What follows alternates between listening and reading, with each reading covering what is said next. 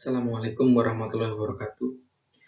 Perkenalkan, saya Nafwan Ahmad Nurrosid dari kelas 3 BKIA. Saya akan sedikit menjelaskan tentang cara membangun komunikasi dengan komunikan dalam public speaking. Public speaking. Public speaking adalah sebuah proses, sebuah tindakan dan seni dalam membentuk pidato atau speech di hadapan audiens. Public speaking melibatkan pengiriman kata-kata kepada audiens bagaimana halnya seorang juru bicara untuk persoalan atau isu tertentu, agar tercapainya pembicaraan yang efektif. Pertama, menentukan tujuan. Tujuan umum dapat berupa penyampaian informasi, membujuk, meyakinkan, atau memberi instruksi kepada pendengar. Kedua, mengumpulkan bahan atau materi pembicaraan.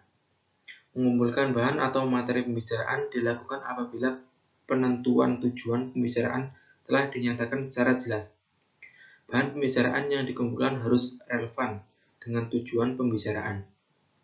Isi pembicaraan dapat memenuhi standar mutu, setidaknya apabila bahan untuk pembicaraan itu dianggap telah cukup dan dikuasai oleh pembicara. Faktor yang bisa mendukung terciptanya suatu komunikasi yang efektif. Yang pertama, informasi yang lengkap, penyampaian yang ringkas, pemilihan kata yang penuh pertimbangan, disampaikan secara jelas, informasi bersifat nyata, berkomunikasi dengan tata krama, menyampaikan informasi yang sudah teruji kebenarannya. Beberapa tips agar bisa berkomunikasi dengan baik. Yang pertama, berbicara dengan baik. Cara berbicara yang baik cukup sederhana. Kita hanya perlu melafalkan kata-kata dengan jelas. Berbicara tidak terlalu cepat atau lambat. Intonasi yang lebih dinamis dan memilih kata-kata yang sesuai. Yang kedua, diam, simak, dan dengarkan dengan seksama. Komunikasi bukan sekedar tentang berbicara, tapi juga mendengarkan. Saat mendengarkan, kita sedang mencerna informasi yang disampaikan lawan bicara.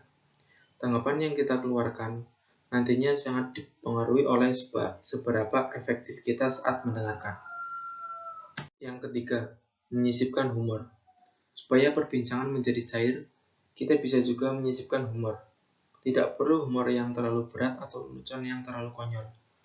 Guruan sederhana bisa membuat perbincangan menjadi lebih menyenangkan jika kamu mengeluarkannya dengan tepat. Yang keempat, berbesar hati. Kebesaran hati saat berkomunikasi sangatlah penting. Kita harus sadar bahwa tidak semua orang bisa cocok dengan perspektif kita, dan kita tidak bisa memaksakan itu.